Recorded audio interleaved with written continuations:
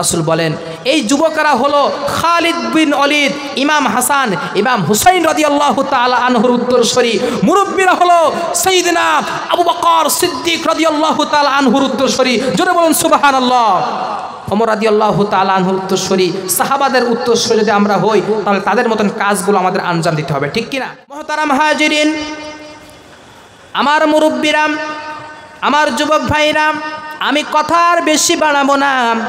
আগামীকাল আবার ঈদের দিন। আমার যুবক ভাই ভালো করে আমার কথাগুলো শুনবেন, মা বোনেরা কথাগুলো শুনবেন। কারণ আমরা আজকে এমন হয়ে গিয়েছি, আমরা ওয়াজ শুনি কিন্তু আমল করি না। সামি'না ওয়া আতা'না, সাহাবাদের মধ্যে কাজ ছিল সামি'না ওয়া আতা'না, তারা শুনেছে সাথে সাথে আমল করেছে। আর আমাদের কাজ হয়ে গিয়েছে সামি'না ওয়া আসাইনা, আমরা শুনি প্লাস আমরা আমল করি না। আমল না করার কারণে আল্লাহর হাবিব সাল্লাল্লাহু তাআলা আলাইহি ওয়া আলিহি ওয়াসাল্লাম বলেন, যেই উম্মত যেই আল্লাহ তাআলার গোলাম আমল করবে তদ অনুযায়ী, শোনার পরে তদ অনুযায়ী আমল করবে, আমার রাসূল বলেন আমল করার মাধ্যমে আল্লাহর আরশের মালিক আল্লাহ খুশি হয়ে যায়। আমার মুরব্বীরা, যুবক ভাইরা, আমি কারোর বিরুদ্ধে কোনো কথা বলি না, কিন্তু আমি আল্লাহ এবং আল্লাহ রাসূলের কথা বলে যাব। আমার হায়াতে জিন্দিগিতে যদি আল্লাহ পাক যদি হায়াত দেন, আমার কণ্ঠ যত জিনিস থাকবে, আমার কণ্ঠ, আমার শক্তি, আমার রক্ত পৃথিবীর ভূখণ্ডে যতদিন তাজা থাকবে, ততদিন আমি আল্লাহ এবং আল্লাহ রাসূলের পক্ষে কথা বলে যাব। কারণ আমার রাসূল বলেছেন মান আহাব্বা সুন্নতি ফাকাদ আহাব্বানি ওয়া মান আহাব্বানি কানা মাই ফিল জান্নাহ আও কামা ক্বালা an-নাবিয়্যু আলাইহিস সালাতু ওয়াস সালাম। রাহমাতুল লিল আলামিন ডাক দিয়ে বললেন, এই সাহাবায়ে کرام শুনে নাও, তোমরা যদি আমি রাসূল এবং আমার সাহাবাদেরকে অনুসরণ করো, ইতাআত করো, তাহলে তোমাদেরকে না নিয়ে আমি রাসূল মালিকের জান্নাতে যাব না। আল্লাহ পবিত্র কোরআনুল কারীমের মধ্যে 29 নম্বর পারা, 2 নম্বর সূরা কলামের মধ্যে আল্লাহ রাব্বুল আলামিন বলেন, ওয়া ইন্নাকা লাআলা খুলুকিন আযীম। জোরে বলুন আল্লাহু আকবার, জোরে বলুন আল্লাহু আকবার। আল্লাহ পাক স্বয়ং সার্টিফিকেট আমার নবীকে দিয়েছেন, ওয়া ইন্নাকা লাআলা খুলুকিন আযীম। পৃথিবীর মধ্যে আদম নবী থেকে নিয়ে শুরু করে আপনি নবী পর্যন্ত যত নবীদেরকে পৃথিবীতে প্রেরণ করা হয়েছে, কোন নবীকে খুলুকিন আযীম সার্টিফিকেট দেওয়া হয়নি। শুধুমাত্র আপনি পয়গম্বর, আপনাকে আমি আল্লাহ তাআলা খুলুকিন আযীম উপাধি দিয়েছি। উত্তম চরিত্রের অধিকারী আমার নবীকে দিয়েছে, সুবহানাল্লাহ। অন্য কোন নবীকে দেওয়া হয়নি। এই নবীর উম্মত আগে জান্নাতে যাবে, তারপরে অন্য নবীরা জান্নাতে যাবে, সুবহানাল্লাহ। আমাদের মর্যাদা, আমাদের সম্মান কম না বেশি? অনেক বেশি, অনেক বেশি। হাদিসের মধ্যে আসছে, মুত্তাফাকুন আলাই, বুখারী মুসলিমের রওয়ায়াত, আল্লাহর হাবিব বলেন, উম্মতে মুহাম্মাদের মধ্যে যদি যারা পরিমাণ ঈমান থাকে, জাদাতুহুম ঈমান। আল্লাহ কোরআনের মধ্যে বলেন, যাদের কলবের মধ্যে যারা পরিমাণ ঈমান থাকবে তারা মুমিনে কামেল। রাসূল বলেন, যাদের হৃদয়ের মধ্যে আমি নবীজির ভালোবাসা থাকবে, আমি নবীজির সুন্নাতের আমল থাকবে, আমি নবীজির ভালোবাসার পয়গাম নিয়ে যারা দিন প্রচার প্রসার কাজে যারা সব সময় নিয়োজিত থাকবে, আমি নবীজির সুন্নাতের প্রতি আমল যারা করবে, তাদেরকে না নিয়ে আমি রাসূল মালিকের জান্নাতের মেহমান হব না। হাসরের ময়দানে, কঠিন ময়দানে অন্য নবীরা নাফসি নাফসি বলে ছুটতে থাকবে, কেবলমাত্র আমার আপনার নবী বলতে থাকবেন, ইয়া উম্মতি ইয়া উম্মতি ইয়া হাবলি উম্মতি। হাদিসের মধ্যে এসেছে, নবীজি বলেন আল্লাহ রাসূল উম্মতের জন্য চোখের দুনয়ন ছেড়ে সেজদায় পড়ে যাবেন। আল্লাহ রাব্বুল আলামিন বলবেন, হাবিবুল্লাহ আপনাকে উপাধি দিয়েছি, অন্য নবীকে দিয়েছি কারিমুল্লাহ, মূসা নবীকে দিয়েছি মূসা কারিমুল্লাহ, ইসমাইল নবীকে দিয়েছি ইসমাইল জাবিউল্লাহ। এক একটা নবীকে আমি আল্লাহ এক একটা উপাধি দিয়েছি, আপনাকে উপাধি দিয়েছি হাবিবুল্লাহ, সুবহানাল্লাহ।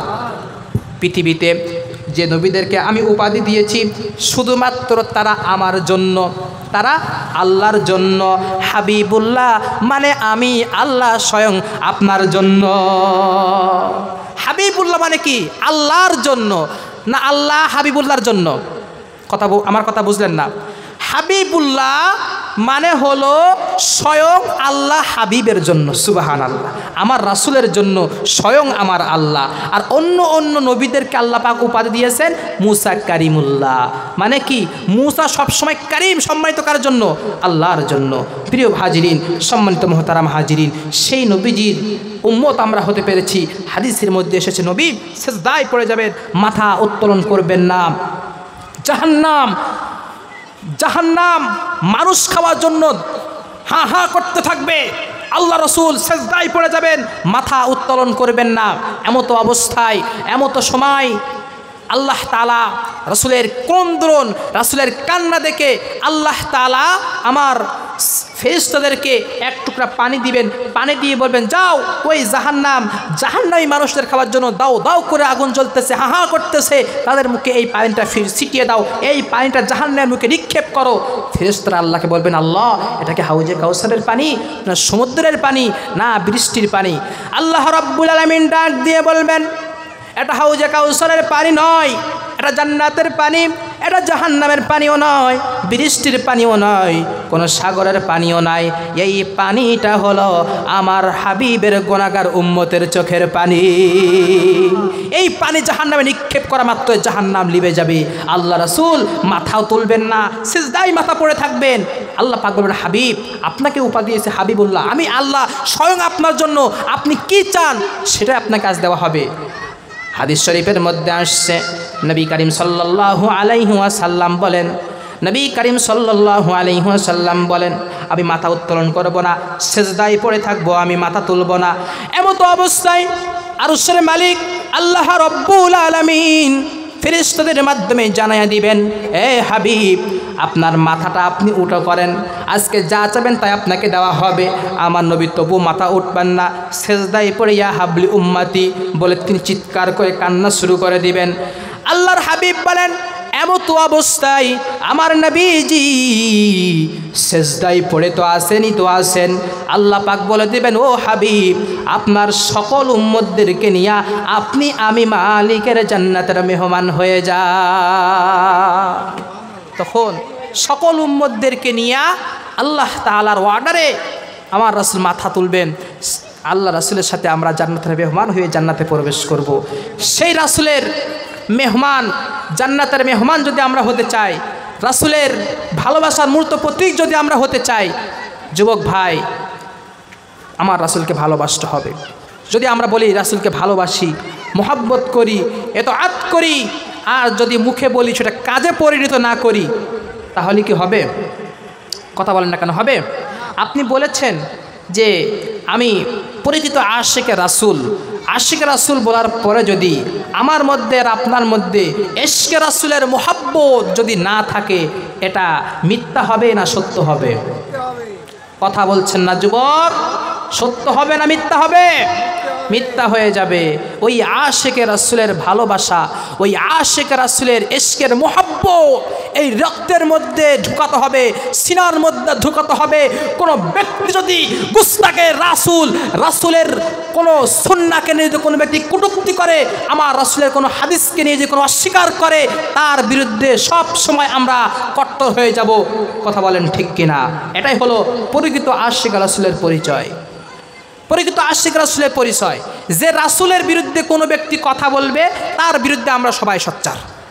আমার বাপ যদি আমার রাসূলের বিরুদ্ধে কথা বলে, আমার বাবাকে তৎক্ষণিক আর বাবা বলে পরিচয় দেব না। আমার মা যদি জন্মদাতা মাও যদি আমার রাসূলের বিরুদ্ধে কোনো কথা বলে, তৎক্ষণিক মা বলে পরিচয় আর দেওয়া যাবে মি ওয়ালিদিহি ওয়ালাদিহি ওয়ান নাসি আজমাইন। রাসূল বলেন ততক্ষণ পর্যন্ত তুমি মুমিনে কামেল হতে পারবে না যতক্ষণ পর্যন্ত তুমি তোমার স্ত্রী, তোমার সন্তান, তোমার পুত্র, তোমার আত্মীয় স্বজন সকলের চাইতে আল্লাহ এবং আল্লাহ রাসূলকে বেশি ভালো না বাসতে পারবে, ততক্ষণ তুমি কি হতে পারবে না?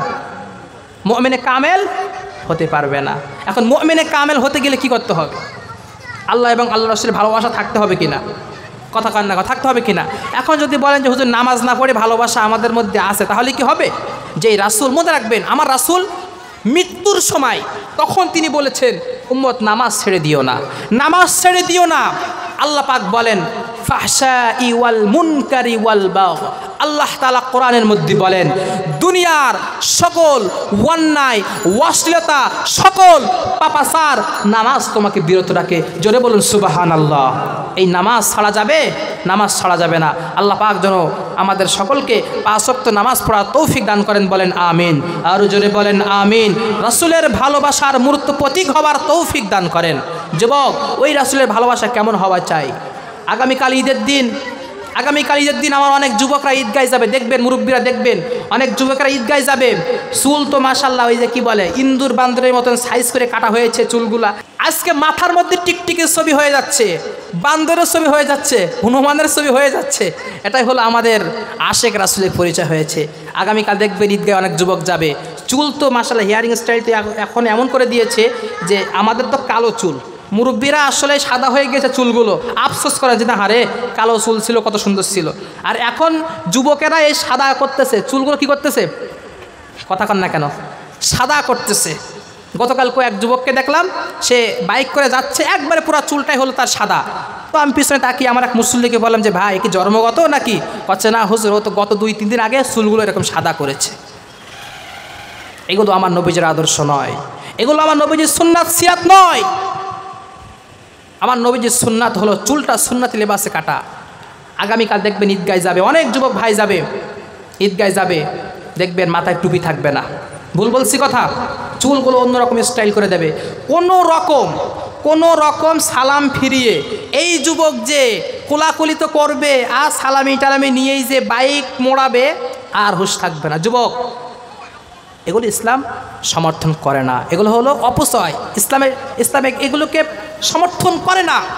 ইসলাম শান্তি ধর্ম। আজকে এখান থেকে গান বাজনা হতো, এই ভালো করে শোনেন, গান বাজনা হতো ওই যে ধুমধাম করে এই যে কী বলে ডিজে মিজে বাজিয়ে এলাকার ছোটো ছোটো বাচ্চারা কষ্ট পেত না। আজকে রিসেন্ট একটু আগে আমি একটা নিউজ পেলাম যে এটা খুব সম্ভব আমাদের শহরের ওই সাইডে হবে, ডিজে বাজিয়েছে, একটা বাচ্চা মারা গেছে। ইন্নালিল্লাহ। দেখেন কি লাভ হয়েছে না ক্ষতি হয়েছে? এই যে ইসলামের কথা হচ্ছে, এখানে কি দুমদাম এরকম বাজ দিছে? সুন্দরভাবে রাসূলের কথা হচ্ছে, কোরআনের কথা হচ্ছে, ঠিক কি না? সবাই শুনতে শ্রবণ করতেছে। ওটা করার মাধ্যমে কি হতো? সওয়াব হতো, অনেক ফজিলতপূর্ণ আমল তো ওই ডিজে বাজানো নাকি? তাও কথা বলেন, অনেক ফজিলতপূর্ণ আমল না ডিজে বাজানো? মনে রাখবেন হারাম এবং হারাম।